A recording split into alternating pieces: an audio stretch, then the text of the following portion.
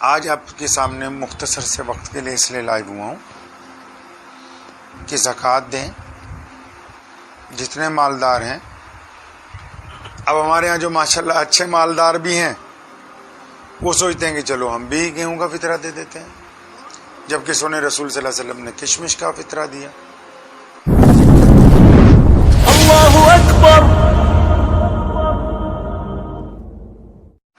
بسم اللہ الرحمن الرحیم. شروع اللہ تعالیٰ کے نام سے جو بڑا مہربان اور نہایت ہی رحم کرنے والا ہے. لدھیانہ جامع مسجد سے ایک بار پھر آپ سب کا میں محمد عثمان رحمانی لدھیانوی استقبال کرتا ہوں. دراصل بہت سارے ساتھیوں کے اور لوگوں کے اکثر فطرے کے متعلق فون جو ہیں وہ آ رہے ہیں کہ فطرہ جو ہے وہ کتنا ادا کیا جائے، اور زکوٰۃ کے متعلق بھی کچھ ایسی ہی باتیں جو ہیں وہ موصول ہو رہی ہیں. ایک تو پہلی میری بڑی فراخ دلانہ گزارش آپ سب سے ہے کہ میں ذاتی طور پر جو سمجھتا ہوں بات کہ کوئی بھی معاملہ یا مسئلہ جو معلوم کرنا ہو، اگر آپ براہ راست اپنی مسجد کے امام صاحب، مفتی صاحب یا آپ کے جو نزدیکی علماء ہیں جن سے آپ براہ راست گفتگو کر سکتے ہیں، اگر ان سے معلوم کریں گے تو میں سمجھتا ہوں بہت زیادہ فائدہ ہوگا، کیونکہ آمنے سامنے جو بات سمجھی جا سکتی ہے وہ مواصلاتی ذرائع کے ذریعے اتنے بہتر انداز سے نہیں سمجھی جا سکتی. یہ میری رائے ہے. آپ سے کوشش کیا کریں کہ براہ راست علماء کے ساتھ بات ہو جائے. زکوٰۃ اور فطرہ اسلام کا جو اخلاقی جز ہے اور جو صلہ رحمی کا جز ہے اسلام میں، اس کا ایک بہت اہم حصہ ہے. تو اس لیے سب سے پہلے یہ بات ذہن میں رکھنی چاہیے. بار بار حضور صلی اللہ علیہ وسلم سے بھی پوچھا گیا کہ اچھا انسان، بہترین مسلمان کون سا ہوتا ہے. ارشاد نبوی ہوا کہ جن کے اخلاق بہت اچھے ہوں اور جو سخی ہو، لوگوں کو تقسیم کرنے والا ہو، بانٹنے والا ہو. ہم سب کی ماں ام المومنین سیدہ عائشہ صدیقہ رضی اللہ تعالیٰ عنہ نے ہمیں یہ تربیت دی. انہوں نے ایک مرتبہ اپنے بھانجے حضرت عمرو کو، حضرت عروہ کو فرمایا کہ یہ زکوٰۃ کے کچھ دینار ہیں اور فلاں صاحب ہیں، اللہ والے ہیں، ان کے جا کے دے کے آؤ. اور حضرت عروہ کو یہ بھی کہا ساتھ میں حضرت عائشہ رضی اللہ تعالیٰ عنہ نے کہ جب دینے جاؤ گے تو یہ ان کے ہاتھ میں نہیں پکڑانے. وہ اگر آرام کر رہے ہوں، چارپائی پہ لیٹے ہوں تو وہیں رکھ دینا، بستر کے پاس بیٹھے ہوں تو جس قالین پہ ہوں یا جس مسند پہ بیٹھے ہوں وہاں رکھ دینا، ہاتھ میں نہیں دینے. اور دینے کے بعد دعا کے لیے بھی نہیں کہنا، بس دو اور آ جاؤ. راوی نے لکھا ہے کہ حضرت عروہ نے واپس آ کے امی عائشہ رضی اللہ تعالیٰ عنہ سے پوچھا ہے کہ آپ نے دو پابندیاں لگائی تھیں کہ ایک تو ہاتھ میں نہ دیں اور دوسرا ان کو دعا کے لیے بھی نہ کہنا جن کو زکوٰۃ دے کے آیا ہوں میں.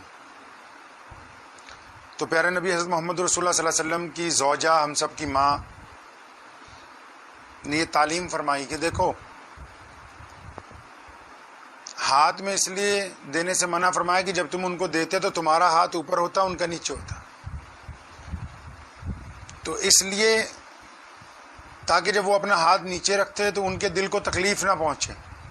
تکلیف پہنچتی ان کو، جن کو ہم زکوٰۃ دے رہے ہیں ان کو تکلیف پہنچتی، تاکہ ان کا ہاتھ نہ پھیلے تمہارے سامنے. اس لیے فرمایا کہ میں نے تجھے کہا تھا کہ لیٹے ہوں، بیٹھے ہوں، جہاں بھی ہوں ان کے قریب رکھ دینا.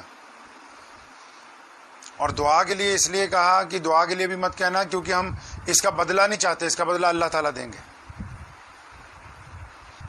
میں بڑی ہی معافی کے ساتھ کہنا چاہتا ہوں کہ آج بہت سارے لوگ جو کسی کی مدد کرتے ہیں فوراً اس کا بدلہ چاہتے ہیں ساتھ میں. وہ چاہتے ہیں کہ لوگوں کو پتہ لگے کہ ہم نے ان کی مدد کی ہے، وہ چاہتے ہیں کہ اس غریب کی تصویر میں دنیا کے سامنے لاؤں، پتہ تو لگے کہ ہم نے اس کی مدد کی ہے، فوراً بدلہ چاہتے ہیں۔ لیکن اسلام نے ایسا نہیں چاہا، ہمارے دین کے نظام میں ایسا نہیں ہے۔ اللہ کے پیارے نبی صلی اللہ علیہ وسلم نے ہمیں ایسی تعلیم نہیں دی۔ آج بھی الحمدللہ مسلمان پوری دنیا میں سب سے زیادہ چیریٹی کرتے ہیں اور خاموشی کے ساتھ کرتے ہیں۔ زکوٰۃ دینے کا یہ مسئلہ ہے کہ زکوٰۃ جنہوں نے دینی ہے وہ لوگوں کے گھر تک جائیں، لینے والے آپ تک نہ آئیں۔ اسلام نے، پیارے نبی حضرت محمد رسول اللہ صلی اللہ علیہ وسلم نے غریب کی عزت نفس کی بڑی حفاظت فرمائی ہے۔ آپ نے غریب کے آتم سمان کی، غریب کی عزت کی، اس کی آبرو کی رسول اللہ نے بڑی حفاظت فرمائی ہے۔ اسی لیے حکم دیا کہ زکوٰۃ آپ ان کے گھر دینے جائیں گے، وہ آپ کے پاس لینے نہیں آئیں گے۔ اور دینے کے لیے بھی فرمایا کہ ایسے طریقے استعمال کیے جائیں کہ زیادہ سے زیادہ یہ کوشش ہو کہ جن کو زکوٰۃ دے رہے ہیں ان کے دل کو تکلیف نہ پہنچے۔ اب فطرہ دیکھ لیں۔ اب بہت سارے لوگ پوچھ رہے ہیں فطرہ کتنا ہوگا؟ سب کو پتا ہے، احادیث کی کتابوں میں لکھا ہے 1.5 یا 2 سیر گیہوں فطرہ روزوں کی زکوٰۃ ہے۔ احادیث میں آتا ہے کہ روزوں میں جیسے ہم سے کوئی غلطی ہو جاتی ہے، بد زبانی ہو جاتی ہے، تو سونے رسول نے فرمایا کہ روزوں کی زکوٰۃ ہے فطرہ دے دو، 1.5 یا 2 سیر گیہوں دے دیجیے۔ اب 2 کلو کنک گیہوں جو ہے کتنے کی ہوگی؟ تو ایسے لوگوں کو دینے کے لیے حکم فرمایا عید کی نماز سے پہلے دینا ہے۔ کن لوگوں کو؟ جو بہت غریب ہیں، جو عید نہیں منا سکتے ہیں۔ اس میں بھی اللہ نے ایک راستہ مسلمانوں کو دکھایا کہ جب تم عید منانے لگو گے تو عید منانے سے پہلے ان غریبوں کا، مستحق لوگوں کا خیال رکھو گے جو عید نہیں منا سکتے، جن کے گھر میں کھانے پینے کو کچھ نہیں ہے، جو لباس نہیں خرید سکتے، جو اپنے بچوں کے لیے کچھ نہیں کر سکتے۔ تو حکم دیا گیا کہ تم ان کو فطرہ دے دو۔ اب فطرہ کتنا ہونا چاہیے؟ 1.5 یا 2 سیر گیہوں یا اس کی قیمت۔ اس میں ایک بہت اہم بات ہے جو عام لوگ زیادہ استعمال میں نہیں لاتے۔ ہمارے پیارے نبی صلی اللہ علیہ وسلم نے بذات خود گیہوں کا فطرہ نہیں دیا، بذات خود کشمش کا فطرہ دیا ہے۔ کھجور کا فطرہ دینے کا بھی حکم آیا اور گیہوں کا بھی۔ اب 3 باتیں ہوں گی، پہلی کشمش، دوسری کھجور، تیسرا گیہوں۔ اب آپ حضرات اپنی حیثیت کے مطابق سمجھ لیں کہ آپ کو کون سا فطرہ دینا ہے۔ اسلام نے یہ کام آپ پہ چھوڑا ہے۔ اگر آپ کھجور کا فطرہ دینے کی حیثیت رکھتے ہیں تو پھر آپ گیہوں کا فطرہ نہ دیں۔ مثال کے طور پر ایک بندہ کروڑ پتی ہے تو وہ 20-25 روپے 50 روپے کلو گیہوں کا فطرہ نہ دے، 300 روپے کلو جو کشمش ہے، 3 کلو کشمش ایک آدمی کے اوپر۔ اب اس کا مطلب اس ایک آدمی کا فطرہ 900 روپے یا 1000 روپے ہوگا۔ اب اس رئیس آدمی کے گھر میں اگر 10 افراد ہیں، میاں بیوی بچے ماں باپ وغیرہ ملا کے، تو اس کا فطرہ 10,000 روپے ہوا۔ اب وہ 10,000 روپے کن لوگوں کو دے؟ سب سے پہلے اس کے پڑوس میں اگر کوئی ایسا غریب ہے جو عید کی خوشی میں شامل نہیں ہو سکتا، ایسا بندہ جس کے پاس کھانے کے لیے کچھ نہیں، جو پریشان حال ہے، تو اس کو چاہیے کہ اپنا فطرہ اس کو دے دے۔ اب اگر پڑوسی متمول ہیں، مالدار ہیں، تو پھر اس کو اپنے بھائی بہنوں میں، رشتہ داروں میں دیکھنا کون کمزور ہے۔ یہ نظام اسلام نے بنایا تاکہ ایک مضبوط سماج، ایک مضبوط معاشرہ تیار ہو۔ اب جو لوگ کشمش کا فطرہ دے سکتے ہیں یا کھجور کا فطرہ دے سکتے ہیں، کھجور بھی اچھے والی 150-200 روپے کلو، اچھی کھجور، اگر 150-200 روپے بھی کلو ہے تو ایک آدمی کو 3 کلو کھجور کا فطرہ دینا چاہیے، تو کم از کم 500 روپے ایک آدمی کے ہو گئے۔ تو گھر میں جتنے لوگ ہیں اتنے لوگوں کا فطرہ وہ کسی غریب مستحق آدمی کو دیں۔ اس سے کم درجے والے جو ہیں وہ گیہوں کا فطرہ دیں تاکہ وہ کسی غریب آدمی کی مدد کر سکے۔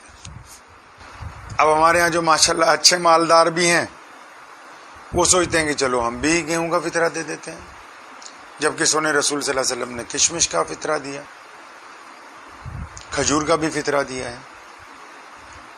تو اس لیے میری آپ سے گزارش یہ ہے، آج آپ کے سامنے مختصر سے وقت کے لیے اس لیے لائیو ہوا ہوں کہ زکوٰۃ دیں، جتنے مالدار ہیں ان لوگوں پر زکوٰۃ کا پیسہ خرچ کریں جو آپ کے قرب و جواہر میں بھوکے ہیں، پریشان ہیں جو۔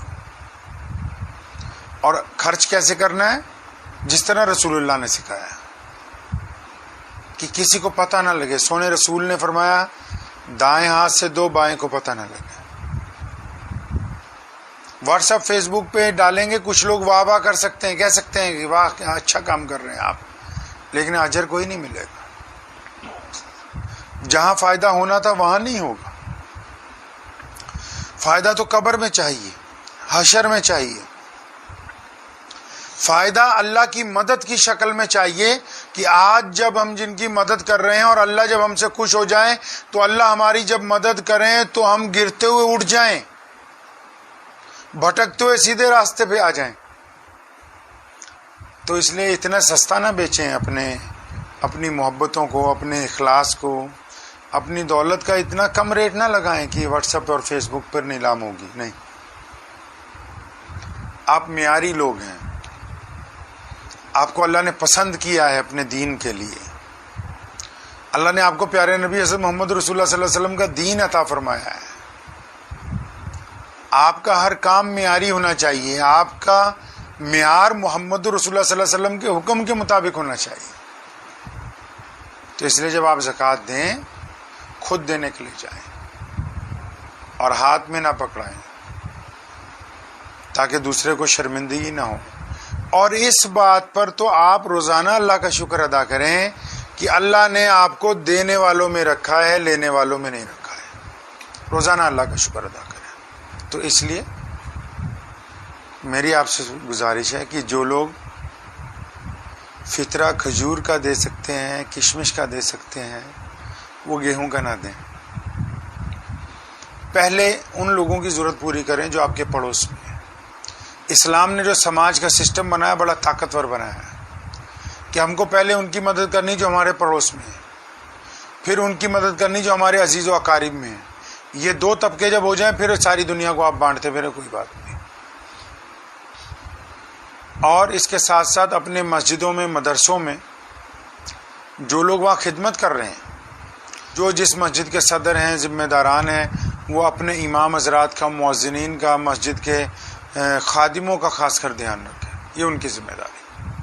تو دعا کیجیے اللہ تعالیٰ مجھے بھی، آپ سب کو بھی ان مختصر سی باتوں پہ عمل کرنے کی توفیق عطا فرمائے۔ مجھے امید ہے کہ آپ کو یہ ویڈیو پسند آئی ہوگی۔ اگر پسند آئی ہو تو یہ آپ اپنے دوستوں کے ساتھ شیئر کریں اور اس چینل کو سبسکرائب ضرور کریں۔